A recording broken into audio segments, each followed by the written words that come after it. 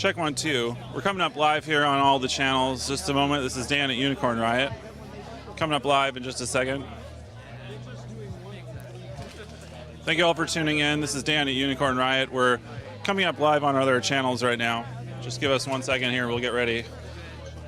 Great.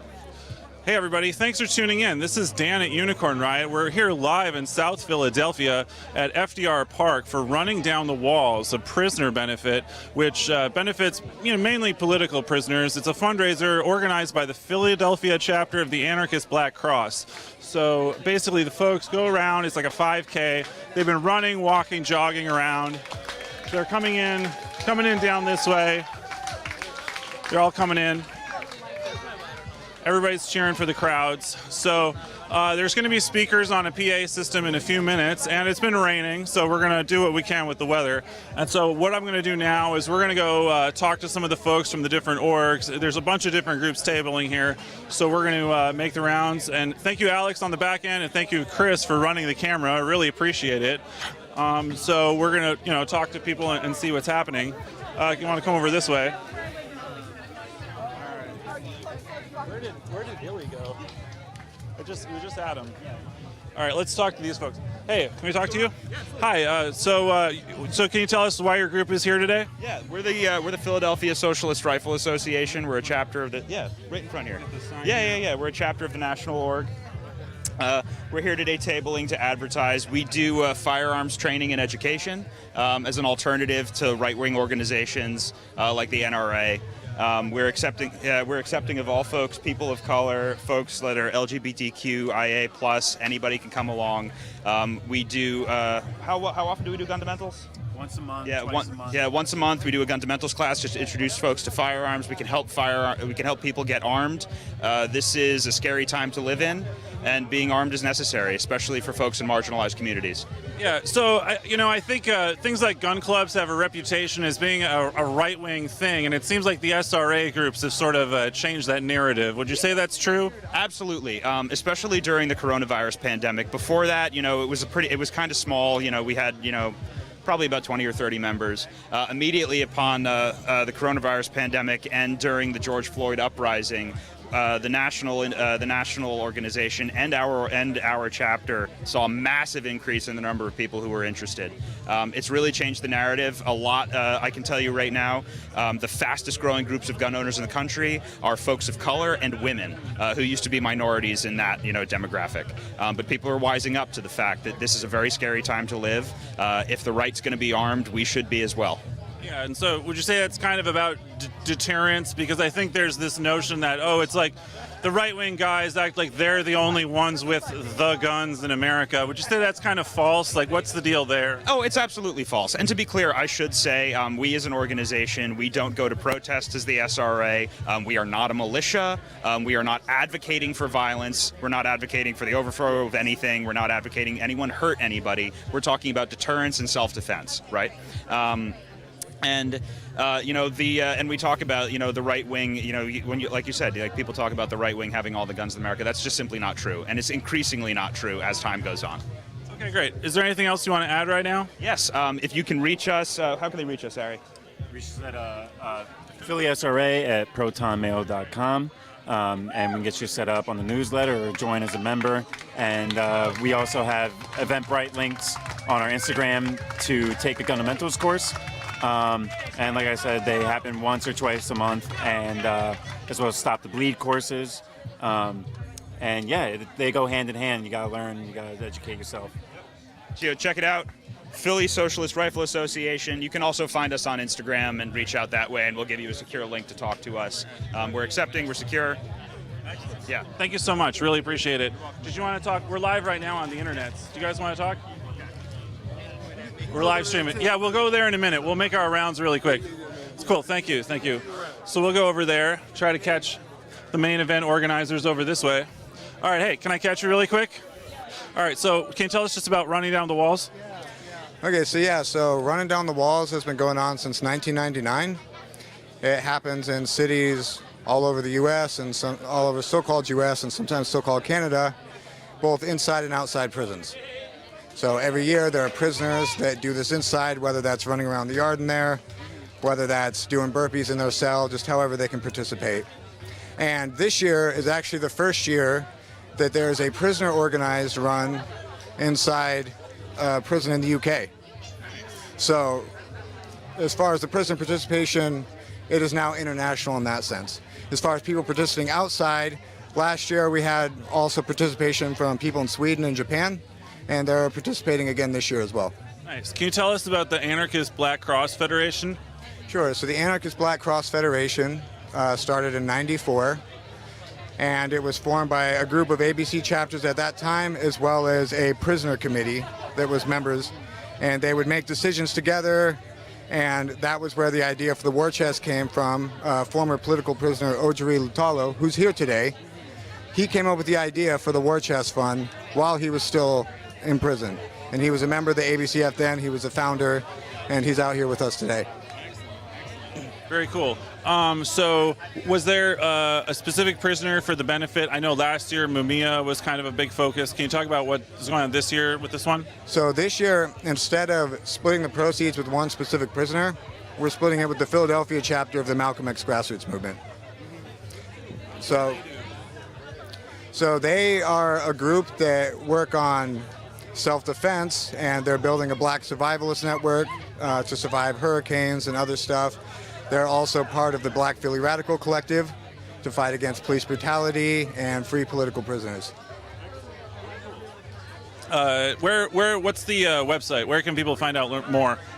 You go to phillyabc.org/RDTW for Running Down the Walls, and you can see the history of Running Down the Walls itself.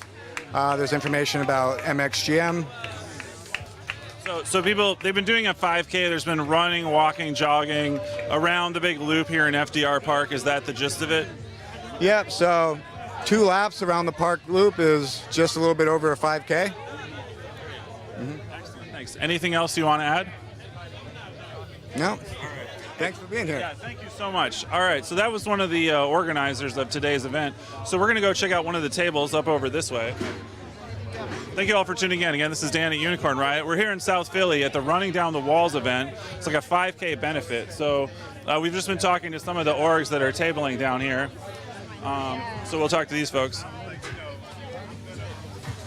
we're live on the live stream right now. Would any of you want to talk? We're live with Unicorn Riot. Yeah. Cool. So is it okay if I sit down? Thank you. So what brings you here today? I'm with MXGM Philly. This is an annual event here, Running Down the Walls, to support political prisoners, free them all, free the land, and yeah, just recovering from the run. So that's the Malcolm X Grassroots Movement? Yes. Okay, cool. Can you tell us what the organization does?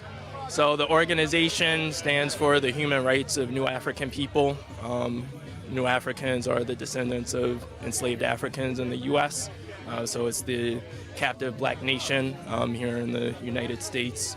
We struggle to free the land in the Southeast to establish the Republic of New Africa. Would you say that with Philadelphia specifically, there's like a long history of political prisoners going back decades? Could you talk a little about that? Yeah, so obviously the most well-known case is that of Mumia Abu-Jamal, and yeah, there's a long history of political repression and oppression in Philly and Pennsylvania.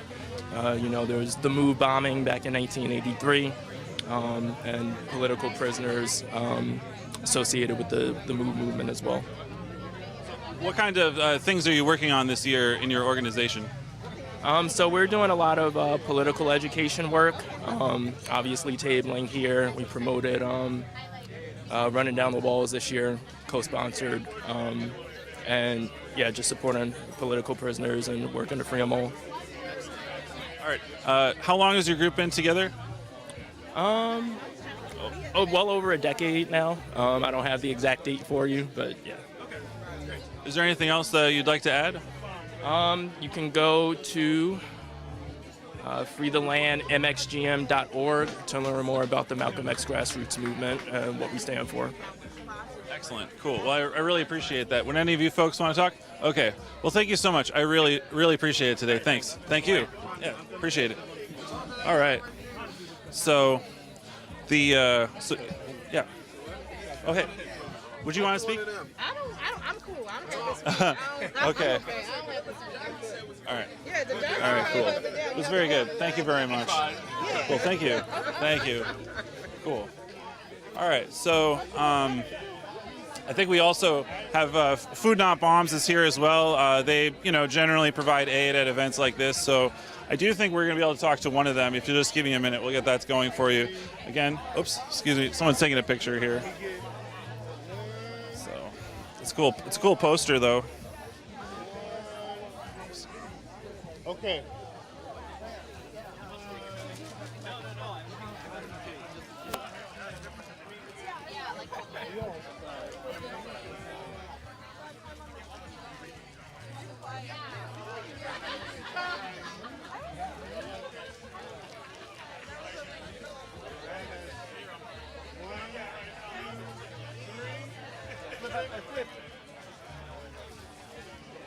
Those are cool. So, yeah, we're going to have someone else coming up with an interview in just a minute, but we're checking out these posters.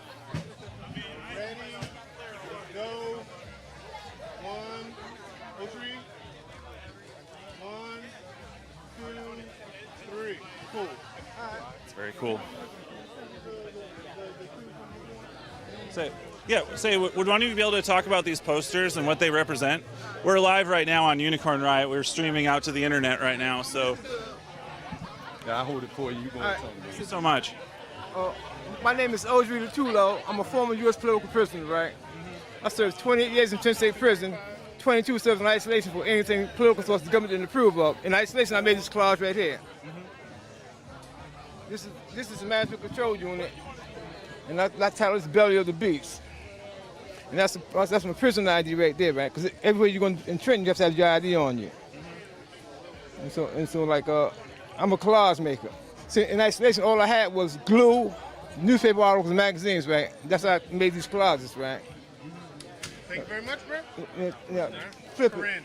Yeah, we met when you were on the other side of the wall. Yeah, I did Inside Out training, and I came and met you there. Now, this is you know about Sundiata, right? Yep, yes, sir. A Silas score co-defendant. Sundiata Okoli. Okoli. This is him right here. He just got out. And I done this clause as a welcome home gift for him. Yeah. So when did you get put in? 1982. I've done 28 years total. 22 was in isolation. While he was doing in isolation, he was doing this in the control unit in New Jersey State Prison System. It's a super maximum prison. What was it, in Trenton State? Trenton State Prison, where he was serving time as a political prisoner. I had 28 years. I've done 28 years total. 22 was in isolation, like I said before. Like this clause here shows.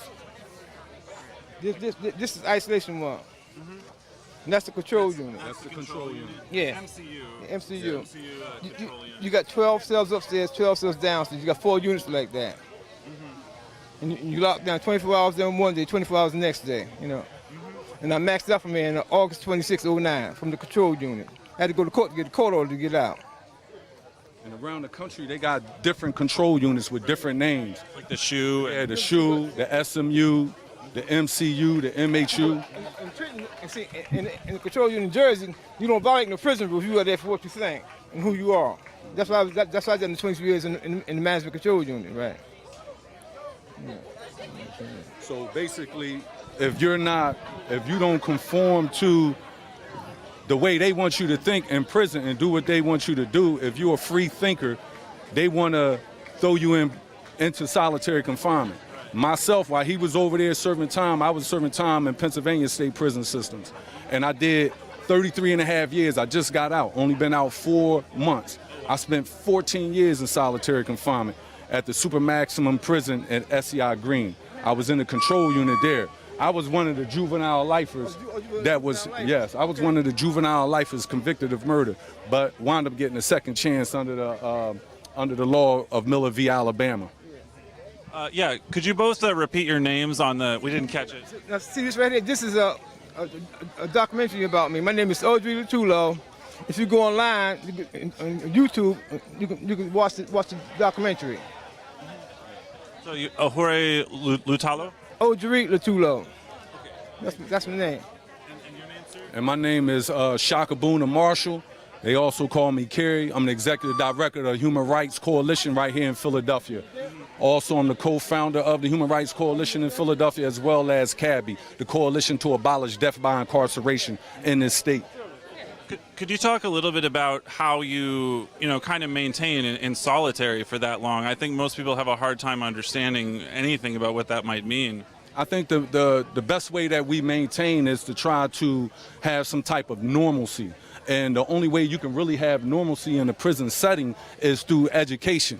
And so with this organization that started this 5K run, the Pennsylvania ABC, Anarchist Black Cross, they provided us with books. So we used to receive books free, and we used to receive it from another organization called Books Through Bars. They have chapters all around the country. And so these two organizations supply prisoners with books because in prison, a lot of the books are censored. So you can't read, you can't really buy or read books that are left type of books, or books like Howard Zinn, A People's History. They won't let you have it because they want to censor it and they want to control your thoughts and everything. They even went as far as to try to pass a law in Pennsylvania. They actually passed it, but we got it repealed. But we called it the Mumia Gag Law, because what they was trying to do was use the political prisoner, Mumia Abu-Jamal, to prevent all prisoners from being able to write books, have films, write articles and essays, basically denying us the constitutional right of freedom of speech and freedom of press. So how you going to be in the United States of America and everybody supposed to be citizens and stuff, and you're denying people that right.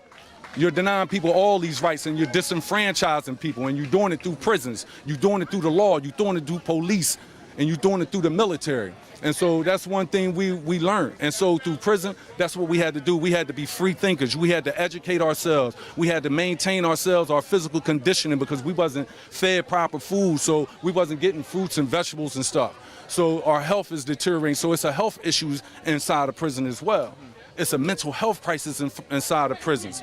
And prisons as it stands in America is a for-profit prison industrial complex which need to be abolished. So right here, When'd you come on, brother? I just came home 4 months ago, May 11th. I got released from the federal prison penitentiary system. Are you on parole? Yeah, I'm on parole. I'm on federal parole and state parole. They got me on double parole. For how long? And for federal parole, I'm on papers for 3 years, 3 years supervision. And state, I'm on parole for life. So they want to have they say they believe in second chances, but if you believe in second chances, okay, let a person come home and be out, and let them have a certain amount of time that he can be out, and if he's or she is a productive citizen, then make sure they're enfranchised. Don't continue to disenfranchise them. People just find it hard to get a housing right here in Philadelphia because they are formerly incarcerated.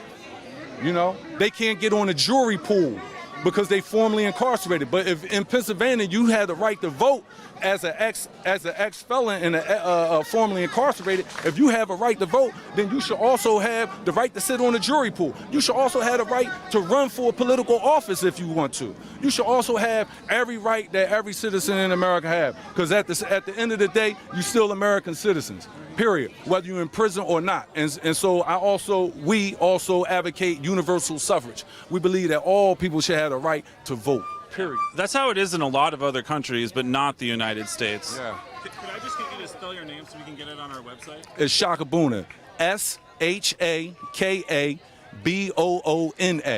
Shakabuna. Cool, thank you. And sir, can you spell your name, please, so we can get it on the website?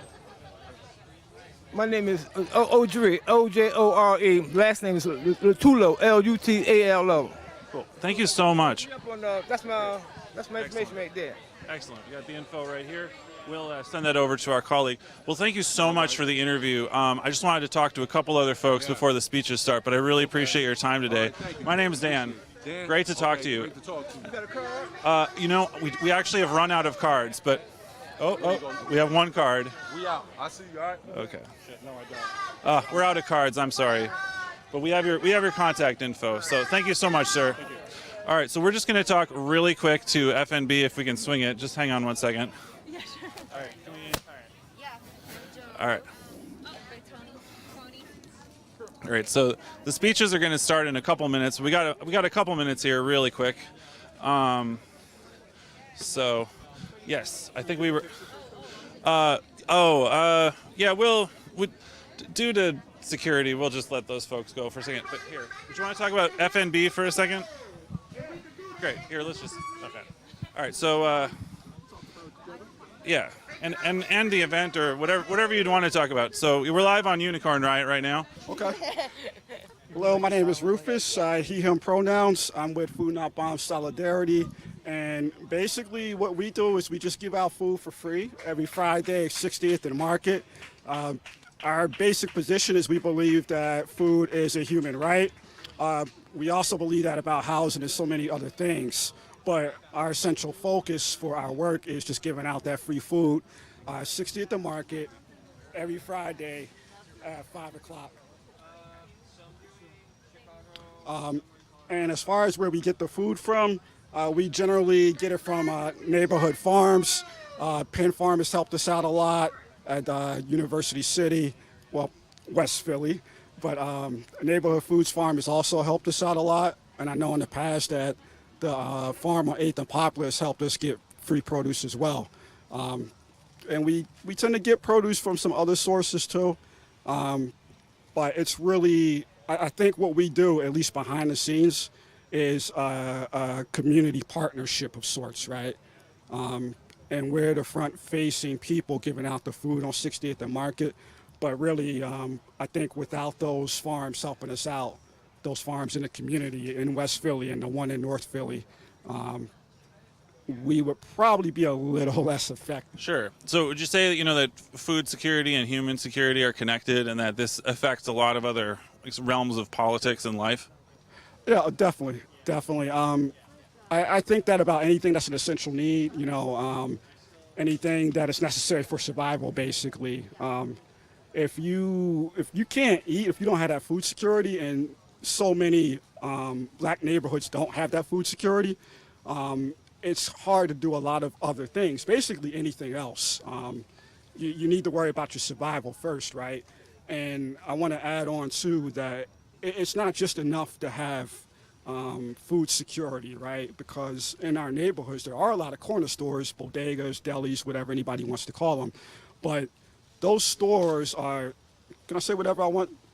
Yeah, you're good. Don't play any copyrighted music out of your mouth because it'll get copyright blocks. Oh, you're safe there. I won't do that. But it's so fucked up because, all due respect to them, a lot of the shit in those stores is just straight up high on sodium, it's high on sugar. It's super expensive, too. It's high on a lot of shit that's just not good for us, right? So we got these types of stores in our communities, but they're not pushing healthy food, and that's where Food Not Bombs comes in. Not just Solidarity, but Food Not Bombs West Philly as well. We come in with that free produce. Like, it's healthy, it's fresh, it's free. A lot of times we get that stuff off the farm the day that we actually give it out at 60 at the Market. So that's what we do. I feel like maybe I've been talking long enough. Maybe if you want to jump in. Time because there's a group photo going on over there, so we have a little more time because our plan here. Thank you all for tuning in. We're at South Philly, running down the walls right now, going around to talk to the different orgs that are here today, and they're out doing a group photo. There's going to be speakers, so we just kind of wanted to talk to all the groups basically. So as you were saying, yeah, and I could say more too if you have. We have a couple minutes. Yeah, I mean, I guess Food Not Bombs has been around a pretty long time, like decades, right? Yeah, I believe since the early 80s. And yeah, there are chapters literally around the world, like all around the world. Shout out to a chapter in Montgomery County, by the way. Started up recently, I think last year. And it was started by, if I'm correct, a bunch of teenagers. And I say that respectfully. They're like 17 and 18 years old. The young folk. Very, much younger than me, right? 17 and 18-year-olds in Montgomery County that just decided, hey, people need free food. So I believe it's every other Saturday, Montgomery County Food Not Bombs gives out food in Norristown, 12 p.m. to 2 p.m. Forgive me, I don't know the exact address, like the intersection, but every other Saturday in Norristown, they're giving out food, which is great. So shout out to that chapter. One thing that we've seen happen nationwide is that municipalities are like, no, we don't want you to give out food. There should not be gifted food. Can you kind of comment on that trend? Well, I mean, it's trash, to be direct and honest. It's ridiculous. How don't people deserve what they need to survive for free?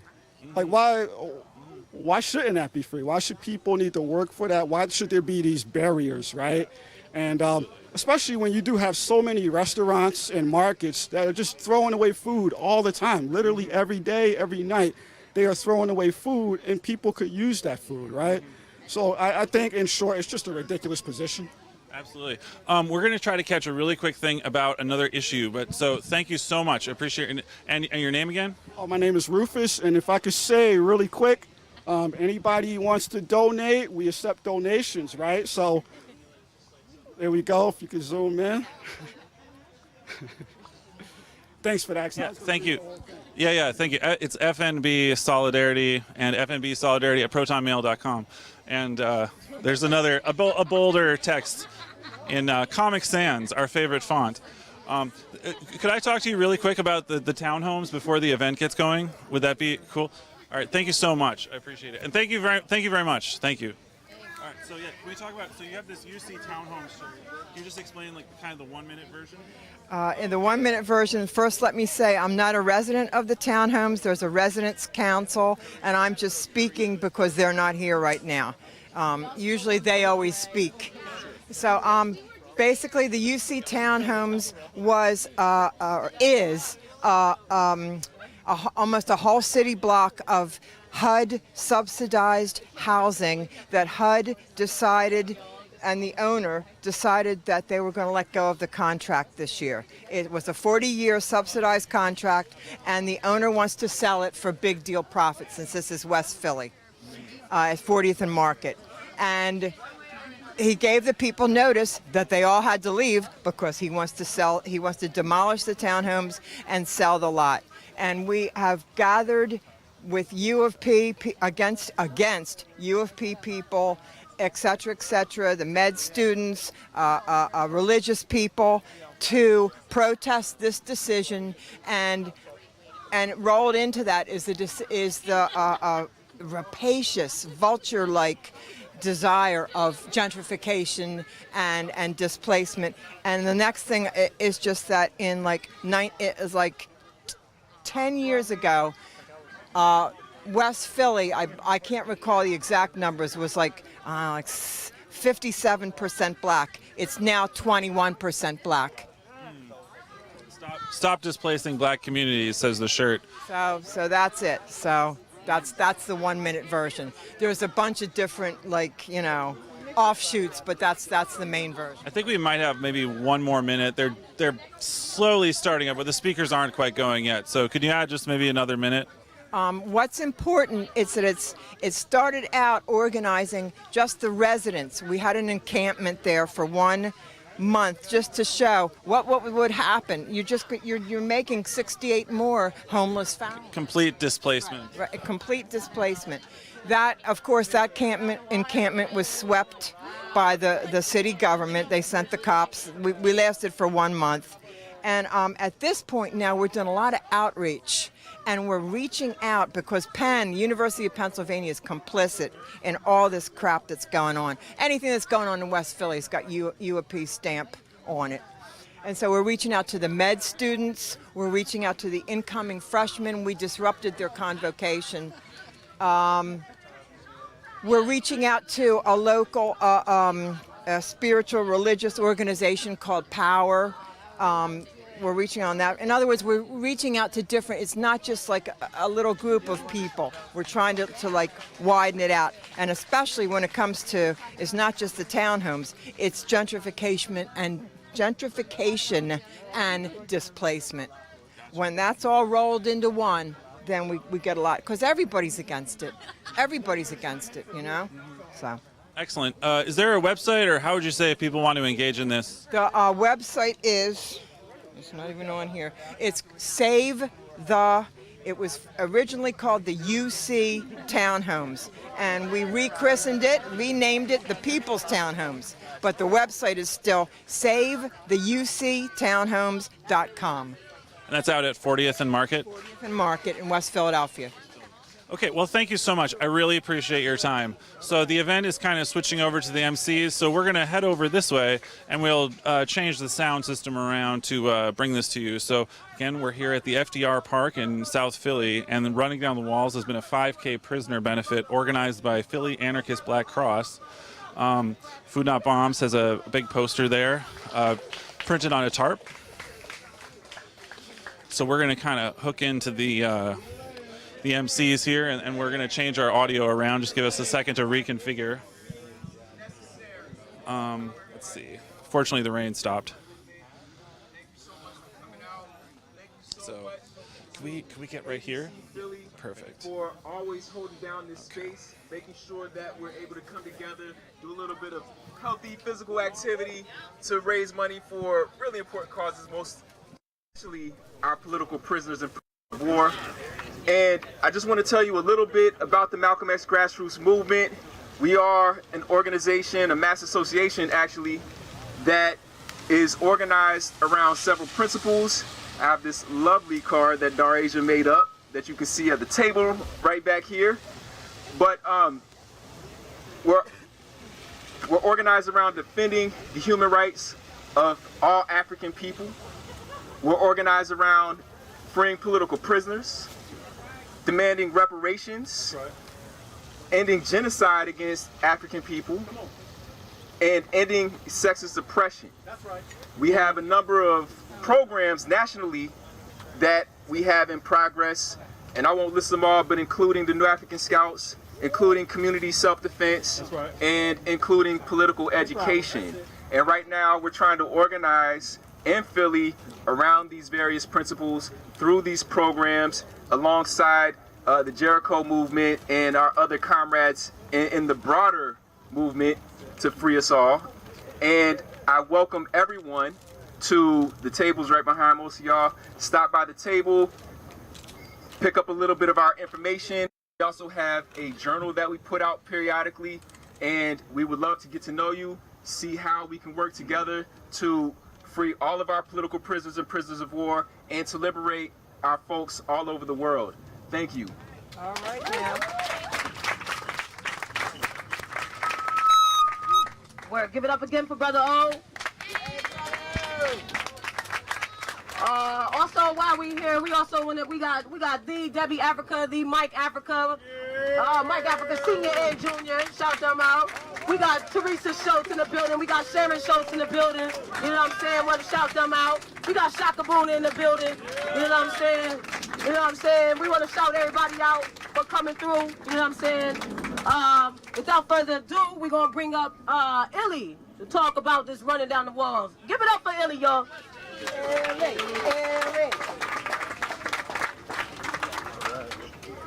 I also want to give a shout out to Ojiri Latalo, Jihad Abdul Mamit, and Lord Blumenthal, who is here with us today too. All right, all right. All right, so I'm going to read a statement from, so just for some backstory, I recently was in the UK and visited a political prisoner there, and we had a conversation about international solidarity. They have political prisoners, we have political prisoners. Both sides could be doing a better job at showing solidarity for each other's political prisoners. So we're talking about rebuilding the Atlantic Bridge because this solidarity has existed before and it can happen again. Okay. So with that, Toby Schoen is the prisoner I was visiting. He agreed to organize a run inside the prison he's at there. So this is the first year that there's been a prisoner organized running down the walls on that side of the Atlantic Ocean. All right, all right. So I'm going to read just a quick statement from Toby. This is a condensed version of a much longer one, with just the points that are more relevant to the run. It says, I've previously written about the need to recreate an Atlantic bridge based on international revolutionary solidarity and reciprocal knowledge that moves towards affinity and direct action in support of our imprisoned comrades. I'm in favor of strengthening our international networks in the face of an increased technocratic authoritarianism. To remain locked up in our local areas without considering the struggles elsewhere is self-defeating, as repressive operations seek to confine us and stem our anarchic contagion specifically to promote sterility. Can we renew an Atlantic bridge that connects our tendencies, that connects the uprisings in North America metropolises to those in Europe, Latin America, and Asia? Can we join together the struggles of the long-term COINTELPRO prisoners with those elsewhere in the global prison industrial complex? A very basic contribution with the small means I have, I'll join Running Down the Walls 5K event organized by the comrades of the American chapters of the ABC. The real challenge is to enable an evolution in self-organization, osmosis, decentralization, cooperation, critical and practical action. As a first principle and minimum start, we can mention the exchange of letters and postcards that break the isolation of the prison walls and national borders that separate us. This dialogue between inside and outside is very important. We need to cut through the bars which divide us all to support our hunger strikes, to identify structures of repression, to raise funds, to carry out campaigns, to hold events, and give a helping hand to those on our side, even though an ocean may seem to separate us.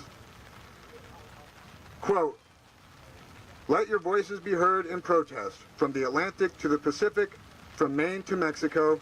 Serve notice upon the murderous capitalistic class that you will not again stand idle by and see your brothers made victims because they so will it, and they will dare not do it." End quote. Lucy Parsons. Everyone in the streets, Toby Schoen. All right, all right. We're here at Running Down the Walls, a benefit for prisoners in Philadelphia. We're here at Running Down the Walls. Give it up for Ellie, y'all.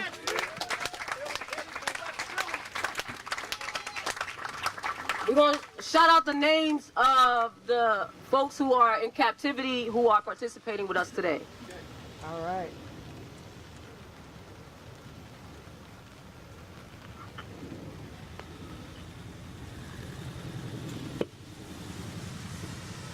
And y'all can repeat the name after me, actually. We got Jerome Coffey, SCI Pine Grove. Jerome Coffey. We got Hector Pica Huertas. Hector Pica Huerta. SCI Pine Grove. Paul Callie Hickman. Paul Callie Hickman. Vaughn Correctional Center. Down at Vaughn. Mumia Abu Jamal. SCI Mahanoy, thank you. Toby Schoen. Free Toby. HM Prison Park, United Kingdom. Hassan Tucker. SCI Phoenix. SCI. Alejandro Rodriguez Ortez. SCI Huntington. John Bramble. Vaughn Correctional Center. Vaughn down. Lawrence Michaels. SCI Frackville. Jacob Busick. Busick, sorry. Halifax Correctional Center. I also want to shout out Ant. Coming today, participating. You know what I'm saying? Free Ant. For real. Definitely. Now we're gonna bring the next speaker up. How y'all feeling? Y'all feel good? Y'all feel good? Y'all did something for y'all health today? Yeah. Good. Yeah. We're gonna bring up Brother Jihad. All right. I didn't want to. I didn't All right say now. anything. I didn't want to mess it up. And somebody. Better my own name.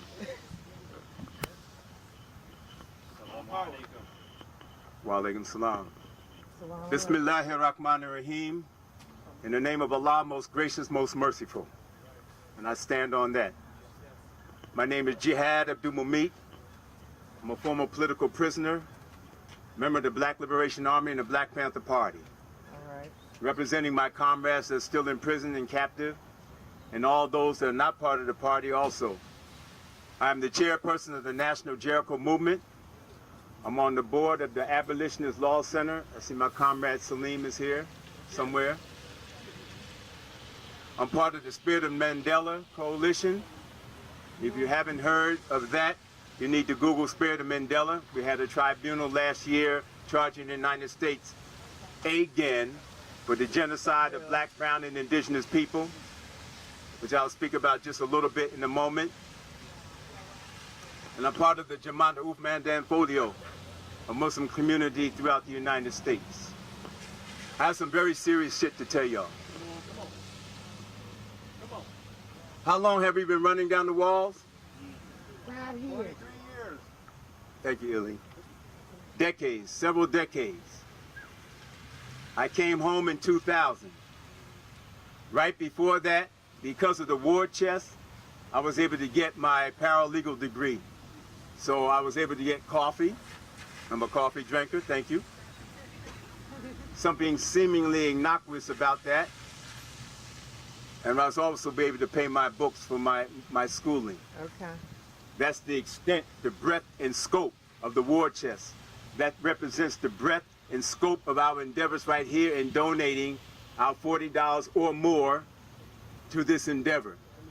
Because inside, just like outside when you go to work, those that have those type of jobs, coffee's a big thing, commissary is a big thing. Visits from your family is a bigger thing. Your schooling and education, your medical needs, your sanity. And I benefited from that, from everybody. I thank you so much. Before I get into my brief presentation, Comrade Ojari, look at this. That was Comrade Sundiata. All right now.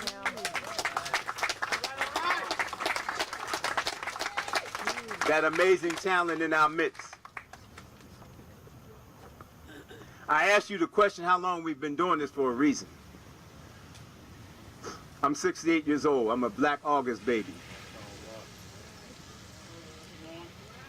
We got to make these things count beyond what I just said.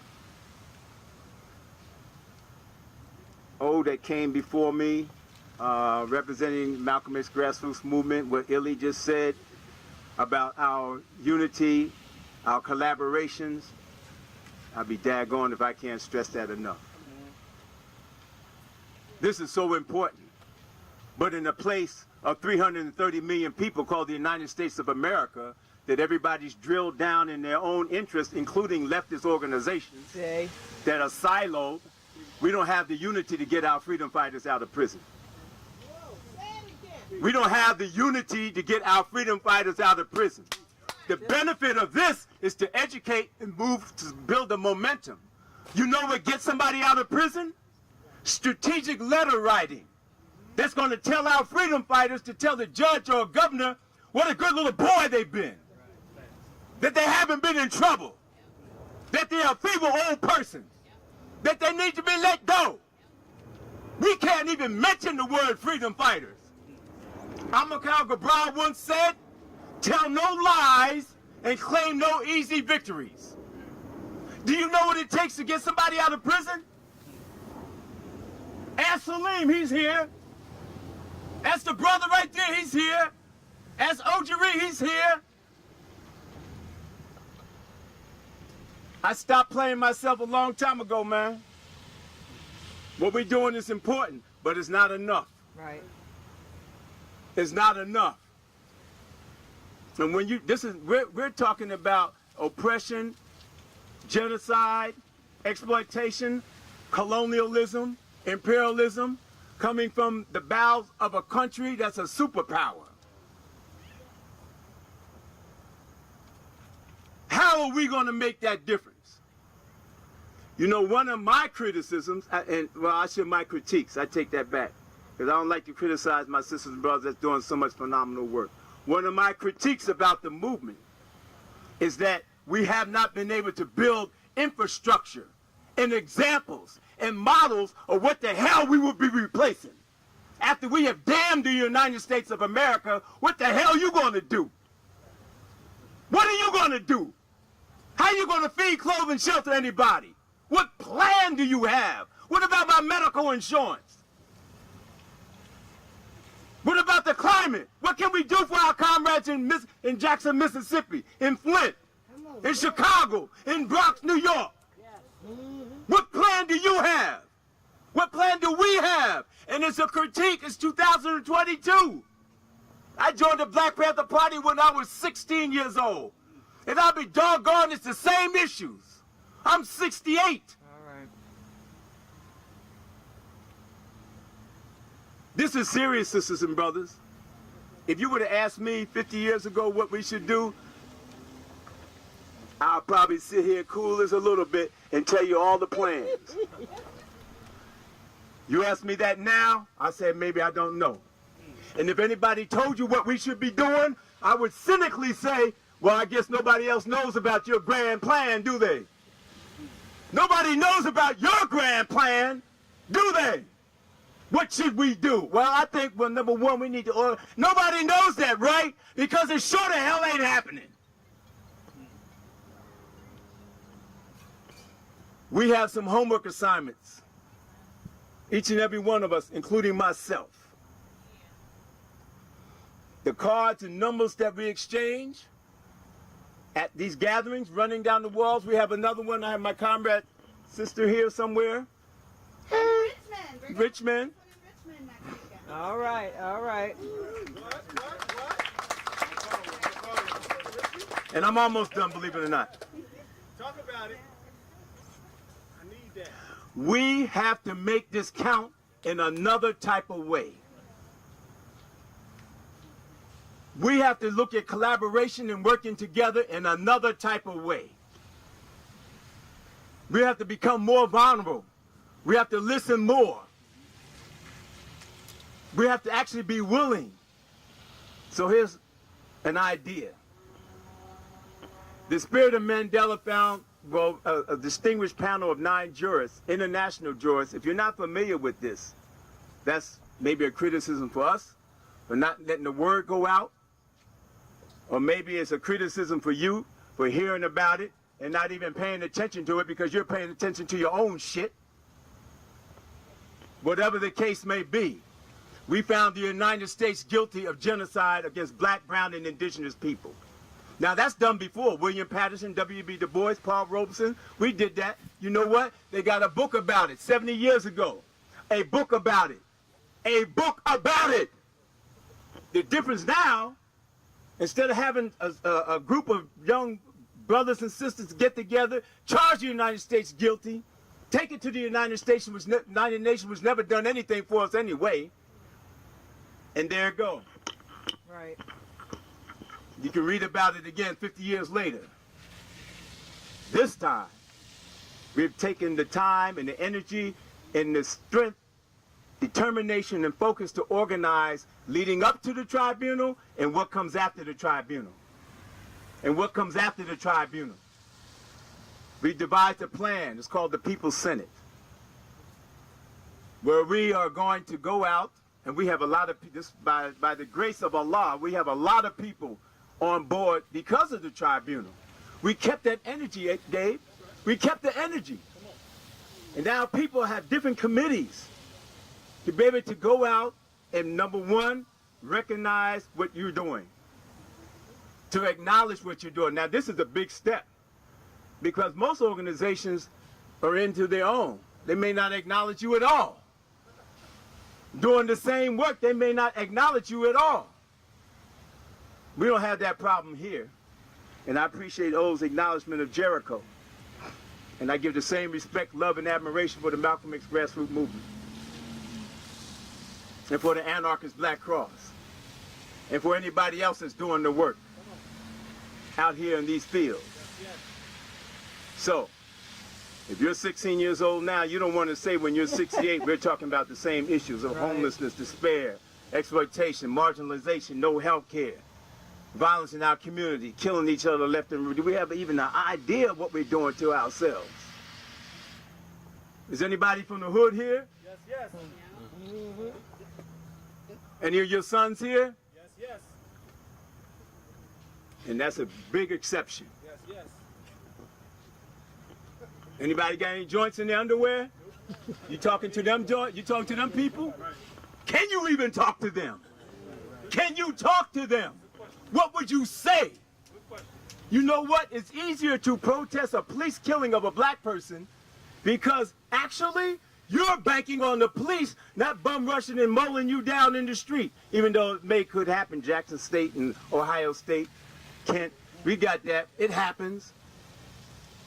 You're banking on their wall of discipline while you throw bottles and spit and do all this. I damn sure bet you better not go in the hood with that shit. You protest Bubba for killing JoJo. You got the balls and the audacity to do that? Do you have the audacity to do that? Do you have the audacity to go in our own communities and stop that killing? When I go out in the hood, I'm not worrying about a cop, I'm worrying about the brother man. And I know you are too. I know you are too. The prison movement, you see this shirt? Is a reflection of the non-movement we have out here. It's weak as hell. I work in the prisons. I did 23 years. I come home, Mike, and I got a job in a health clinic funded by the Virginia Department of Health. I go in there every day, and I don't see no movement. The few people that we talk about, they're 1, 2, and 3s. You can count them on their hand, and I'm saluting that. But the same ignorance and apolitical politics and reactionary behavior is in the prisons too. We got a problem, man. We got a problem. And we got to figure out how to fix it. We got to figure out how to feed, clothe, and shelter ourselves. We got to figure out how to reach apart. So the People's Senate, and I will stop.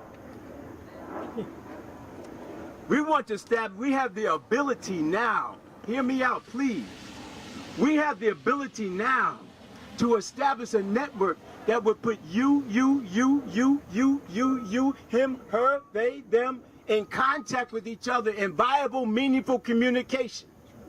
So when we make the call to free Mumia, it just won't be through our leftist networks. It'll be through the workers' unions, the teachers, the nurses.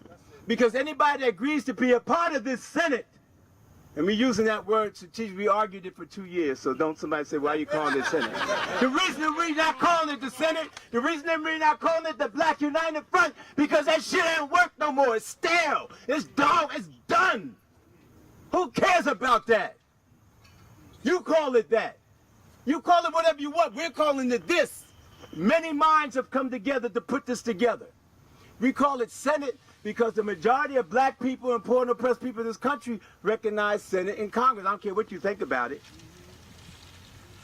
And we want to put it on the same psychological stature of the government. Our government, self-determination, governance, the ability to govern ourselves. We got to figure it out.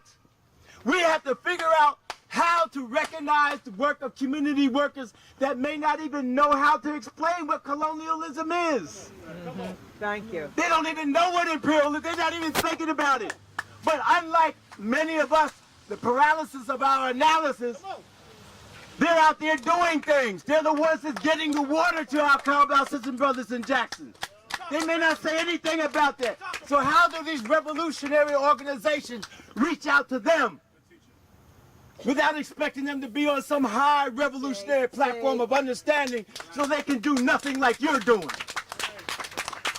So that they can do nothing like you're doing. So,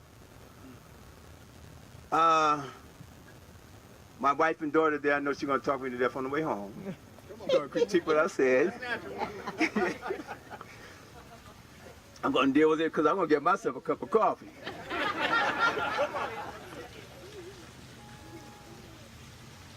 My love and respect to each and one of you. But we got to take this on a different type of framework of thinking in 2022. Yes. A brother told me we got to tear this down. One of my comrades, he always saying that.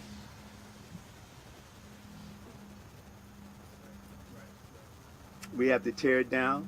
Where you going to replace? How you going to tear it down? Why are you telling people that? You know the average person get arrested today, they'll be trembling in their boots asking for a lawyer. They pepper sprayed me. I'm in jail. My God, they arrested so-and-so. I'm not saying that you should be on this page because the time, or to be laughing. You know, I'm not saying you'll be on this page. I'm going to tell you the difference of thinking. When I was arrested, many times I've been, you didn't have to get me a lawyer at all. All you got to do is put a gun in that bush, and I'll figure out a way to get the hell out of here. Now, I'm just saying that you would think that way, but do you see the difference in recognizing our enemy and the stalwartness and determination and what you got to have in your heart?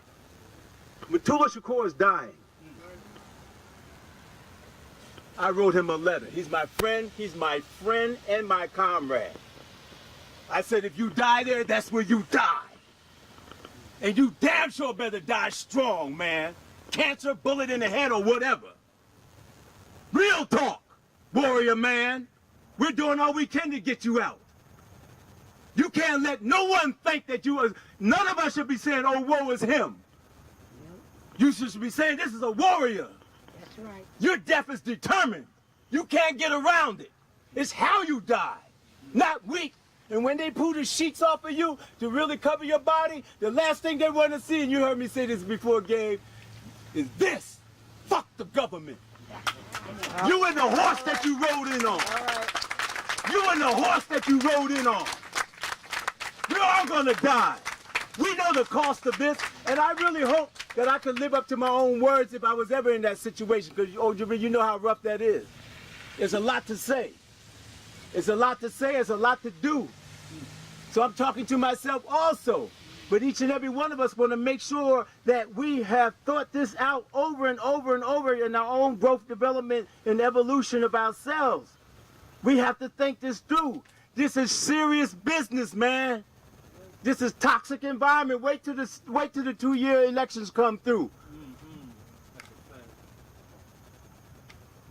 Some of us will be saying we shouldn't vote this and that. But yet and still I got to kiss this governor's ass who I didn't vote for to get somebody out of prison. See? You don't want to determine that because it's complicated. You don't want to give credence to a system. It's complicated. We got to figure it out. Attorney General, Mumia out.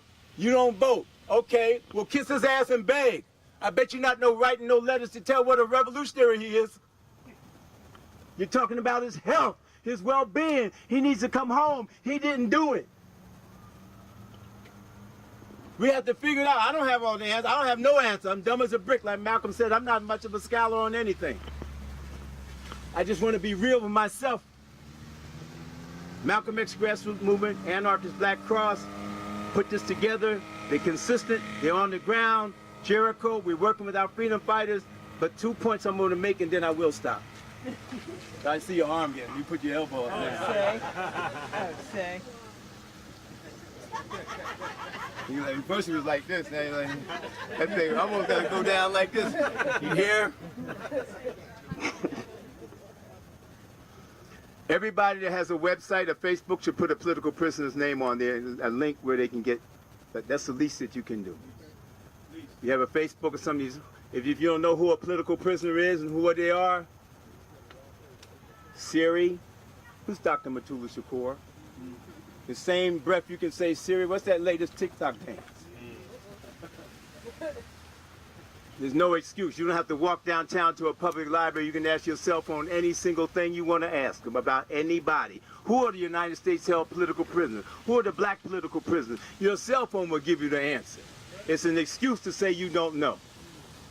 You have to have the determination, will, and resolve to want to know, and then you'll find it out. Just like, man, what movie's that at? Well, where did you get that? The same simple task. And we have to train ourselves to that. I know I'm being stupidly, maybe not even funny, but one time I was with my daughter, I tried to write down the address off a building. You know what she told me? Dad, why don't you just take the picture? So I didn't even think of that. Just like you may not think about how to look on your cell phone to find out who a political prisoner is. It's just that we have to be told this, and then once we got it, we got it. So number one, put some type of acknowledgement, at least one, adopt a prisoner the best you can, send them $10 every 6 months, whatever the case may be. Believe me, it'll be grateful and appreciate it. Go to the events that you are here now. So that's number one. Number two, if you can, Spirit of Mandela, I'm asking you, I'm pleading you to check it out. Because if we can't figure out how to work together and network with each other, then I'll see you next year for the running down the walls, and we'll send that valuable money, and that is very important, but we'll be right there. Right there. The same thing. Right there. Right there. Right there. Right there. There's a thing in Islam called Fard ul Kafaya. There's certain things, Fard Ain is the Arabic word, means those obligations that you have to do yourself. You're responsible for your prayers, your fasting, and this and that. Fard ul Kafaya is a meaning that someone has to do this. And if that someone doesn't do it, then we'll all be accountable for it not being done. So everybody has their own capacity, your own skills, your own resources, your own financial burden, your own family relationships to deal with. But some way, somehow, I'm asking you to check out Spirit of Mandela and see how we can build a network that will put us. Your organization doesn't have this network.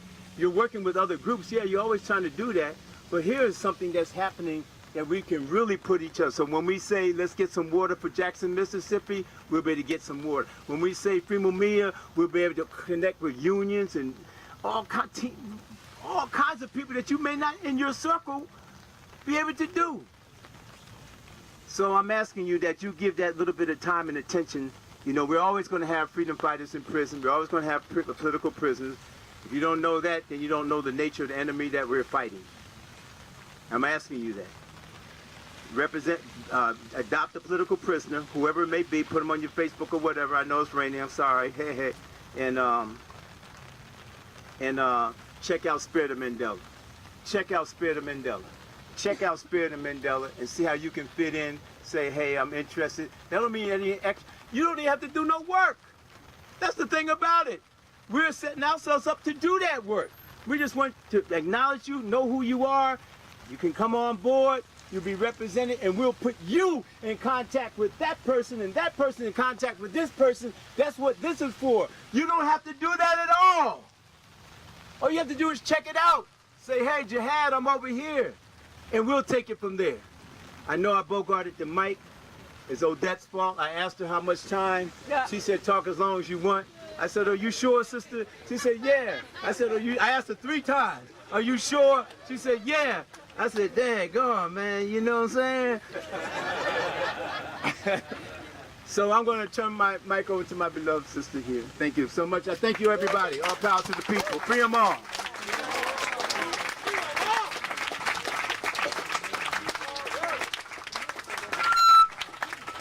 Give it up one more time for Brother Jihad. Say, can we just get your name spelling for the website? Some powerful words right there. J-I-H-A-D, So hopefully everybody got Jihad, this. Abdul Let Mumit, that sink in. A-B-D-U-L-M-U-M-I-T, Abdul Mumit. Thank you so much, sir. Thanks. So Our next speaker is going to be Daniel McGowan and Ojari. We got Daniel McGowan here. So we're here at Running Down the Walls in South Philadelphia. We're hearing from some speakers here. Thank you all for tuning in live on Unicorn Riot.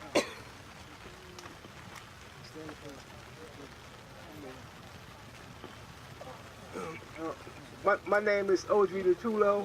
I'm a former U.S. political prisoner. I served 28 years in 10 state prison, 22 served in the management control unit for any political thoughts that the government didn't approve of. This is the management control unit here, where I spent the 22 years at.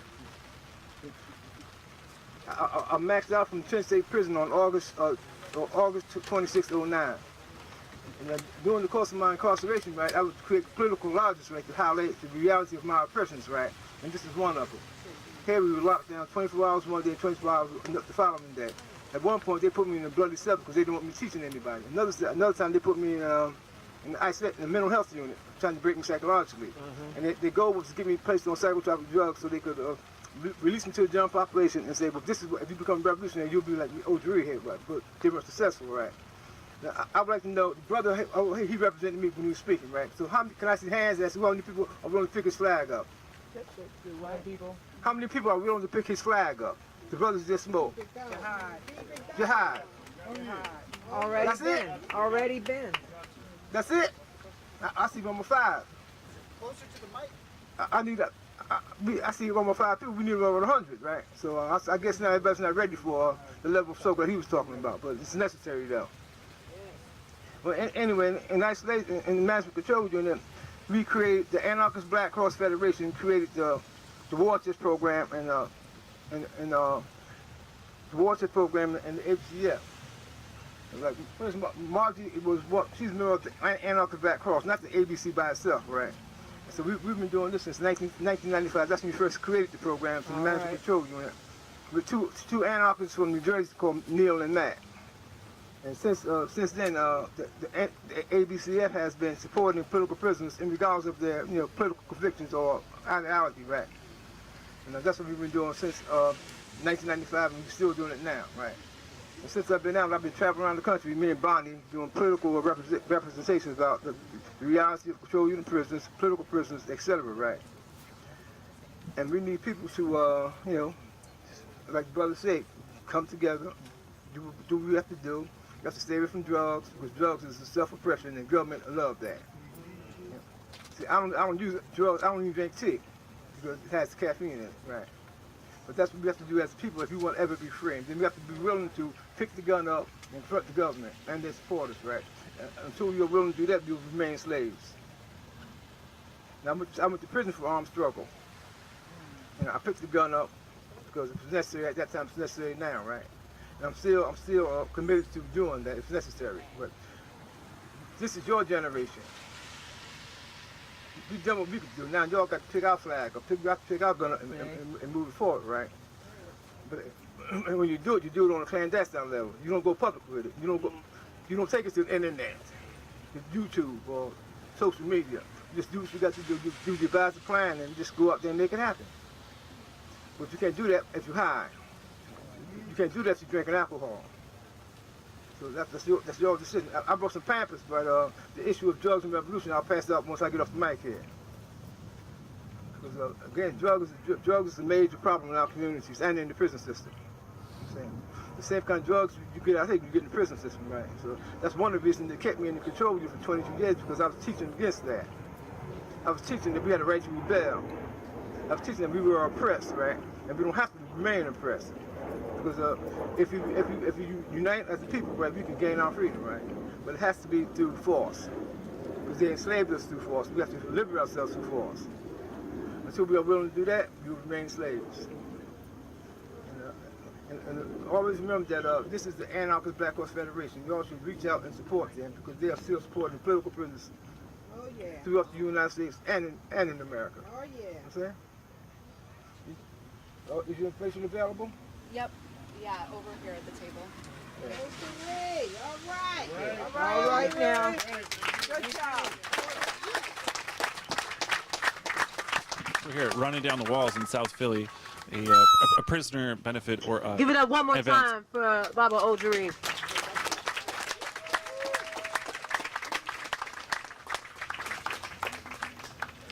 El Hajj Malik El Shabazz, Faith fought off racist tactics, whip chains and straight jackets, Emmett Tills and open caskets. Strange fruit in Fred Hampton, we free Maroon. Tulsa, Oklahoma, on Philly with Osage bomb that blows up, that's napalm. Consuela and her daughter gone. Billy clubs, dum-dum shells and riot gear. C4, got 4 pound, I don't know fear. I bust back and remember to mid. COINTELPRO, they don't follow me here. No choice left but the martyr revere. I'm following the footsteps of a side with political asylum, put my people on my back and make a pilgrimage in Ghana when I get the Bible bottle celebrating my new African arrival. All right. Some connection with my ancestors tribal.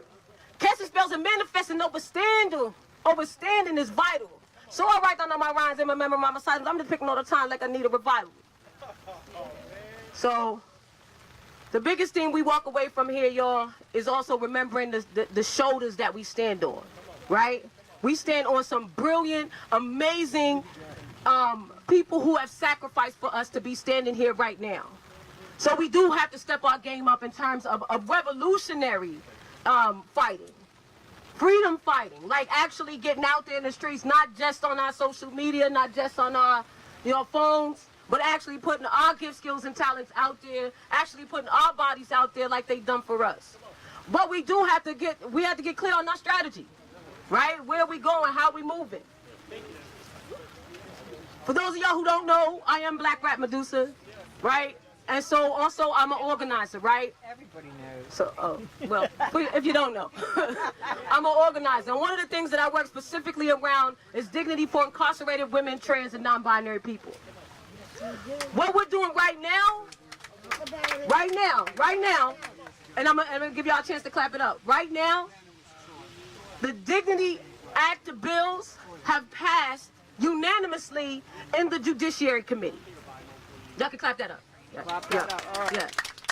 So 95% of criminal justice reform bills don't go through because criminal justice reform doesn't really make sense, right? It's not realistic, right? But we got these bills through that are for pregnant mothers not to be shackled during childbirth, for unlimited hygiene items, for you not to be moved so far away from your loved one so that you can't reach them because they're too far away. So that trauma-informed care is something so simple, right? It's a simple thing. Handle me like a human. But we got those bills past the Judiciary Committee. Now we need them to be voted on. So I'm going to be passing out to you a little flyer. We're asking you to call in on Tuesday. Call in, email in, tweet, whatever you got, whatever you can do. But hit up these legislators. We got a list of people you can call with the name and numbers on it. The link is right there on the flyer that I'm going to give you. But we want you to go ahead and reach out to your legislators. But before we close out, we want to give a shout out to Unicorn Riot. All right. Right? For filming us, right? Want to give a shout out to Hey Six. Give a shout out. Hey, Sonny. Give a shout out to Sonny for this dopeness.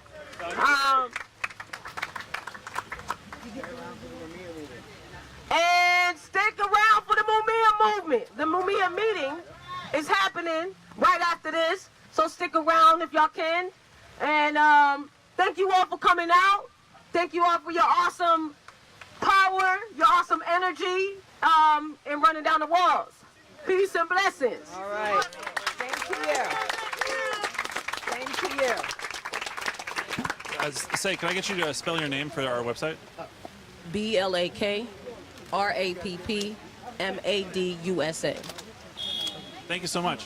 Appreciate it. Do you have a second to talk to us? Or? I do. Okay, great. Sure, yeah, absolutely. All right, so we've been here at Running Down the Walls, an event here at South Philly at the FDR Park, and we've been hearing from various speakers. Thank you all for tuning in. Chris has been filming today. We've got Alex on the back end. We also had a report put up about FDR Park. You wouldn't know it from looking at it. We're almost basically below sea level here, and there's been a city development project which has bulldozed a large stretch of a meadows area off to our left. So we have a new video up in just in the last few days about people who are objecting to kind of the destruction of the meadows in this construction process. So Running Down the Walls, it's been a benefit for political prisoners, and Anarchist Black Cross organizes the event, and so there's been good dozens of numbers of people here. So it was really great to talk to folks with Save the UC Townhomes, Food Not Bombs. We talked to the Socialist Rifle Association earlier as well as the Malcolm X Grassroots organization. So there's quite a number of different groups here. Obviously the weather has been a little iffy. We've had the rain going on. So I think Medusa, she's handing out cards right now. If anybody else wants to talk live on the live stream right now, we're still going live. I could go back to you with more about what's happening if you want. Medusa's busy for a minute. Actually, I said everything that needs to be said about that. Okay, thanks. I feel uncomfortable because I'm not the official. Sure. Yeah. But it's still good for us to learn about the UC Townhomes project. Right. But thank you for that. That was really good. So we'll see if Medusa can come back. We'll see if anybody else is available. But I think with the rain and everything, I think things will probably wind down. Yes. Probably Oh, hi. townhome stuff. No, I'm not. I'm here. All right. I'm here. All right. I'm sorry. Hey, Pam. What's up? I'm not doing good. Okay.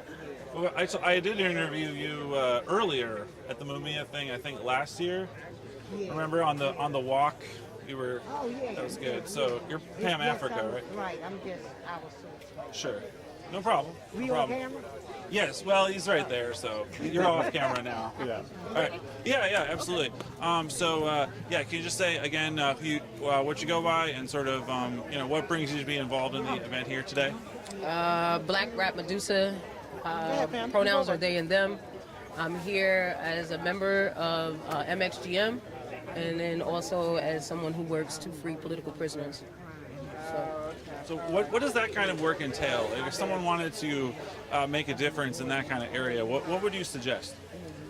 Finding an organization like Jericho or MXGM, and finding out how to get involved. Yeah. Would you say that the court system kind of tends to hide itself away in the fact that, like, for example, there isn't, video access and it can be hard to communicate with people and things like that? Well, I think the system in and of itself is, it tends to create a barrier so that it's a hardship for you to communicate with your loved ones. Whether you're talking about Zoom, whether you're talking about even just visitation in and of itself, they always create some sort of barrier to ensure that it's going to be a hardship and to probably deter people from supporting their loved ones who are inside. We were hearing from some of the former prisoners that their books tends to get censored. They couldn't get like Howard Zinn's People's History of the United States, for example. Did you talk about that? Yeah, so a lot of the books they banned, they even banned books like 48 Laws of Power and things like that because it's they don't want folks to get empowered. They don't want folks to tell other people to get empowered. And so it's just a way of keeping people down and keeping people from being motivated to free themselves. So what would you say that you're planning to do like over the next few months, or like what kind of other groups might you be working with? I guess sort of what's the pattern of activity in the kind of work you do? Well, for me, I work specifically like my actual work is around dignity for incarcerated women, trans, and non-binary people. So I'm specifically dedicated and committed to making sure that gender oppressed folks who are impacted by incarceration are at least able to understand what power they hold. So Mary's Daughter for the Formerly Incarcerated, the Dignity Act Now Collective, are organizations that I founded and that I work through to serve gender oppressed folks impacted by the carceral system. What kind of special challenges do transgender what kind of special challenges do trans people in prison face? Can you talk about that specifically? A lot of folks face solitary confinement for their quote-unquote safety. A lot of them are not able to get access to their medication if they're on hormones, which exasperates the situation even more, especially if you started prior to your incarceration and you can't get access. It can throw your chemical balance of your brain, the chemical balance of your body off if you're not able to get access to those medications. So there's, I think across the board, I think with prisoners in the United States, there's a lot of problems with healthcare, isn't there? Absolutely. Some of the largest pharmaceutical companies inside the jails, some of the largest medical practitioners are malpracticing all over the place. There's times where women are getting epidurals when they're not supposed to receive it. There's types of medication being prescribed to women that they're not supposed to be prescribed for. The pharmaceutical companies are very big in making sure that folks aren't addicted while in there. So it's big business for them to prescribe hard drugs for folks who are on the inside. So it's a big money thing. A lot of corporate America gets involved with free prison labor. So you're talking about anywhere from folks making 19 cents an hour to actually free labor for corporate organizations in America. I think there have been protests outside the Aramark building in Philadelphia in the past. Can you talk at all about that type of thing? Well, I think Aramark, I'm trying to think of the big name medical medical providers. Yeah, I'm trying to think of the big medical provider, but Airmark, our organizations, ironically, they exploit the labor on the inside, but then they also on the outside, they will hire you as a felon. So it's very interesting, but also sad. Yeah. Okay. Are there any other sort of major issue areas that you want to mention really quick? I know it's been a long day. We've all been rained on, but... Yeah, specifically, again, I go back to those political prisoners who are aging, who have terminal illnesses, and then also for the women that are incarcerated. They're incarcerating women at 500 times the rate of men, and we're seeing a decline in the devastation in communities, especially black and brown communities. Between incarceration and deportation, we're seeing a lot of communities become devastated because of this phenomenon. Okay. All right, well, I think we wanted to turn over the space, so I think we'll probably take the stream down now. Thank you so much. Is there anything else you wanted to add? Follow me on IG, BLAK_RAPP. Thank you so much. I really appreciate it. So yeah, this has been Running Down the Walls. We're going to give them their event space back. But we've been here down at South Philly, held by the Anarchist Black Cross. So we'll go down in a minute here. Thank you.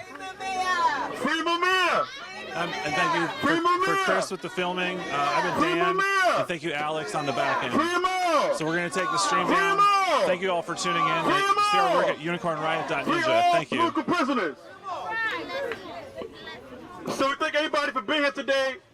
We also wanted to gather here to talk strategy.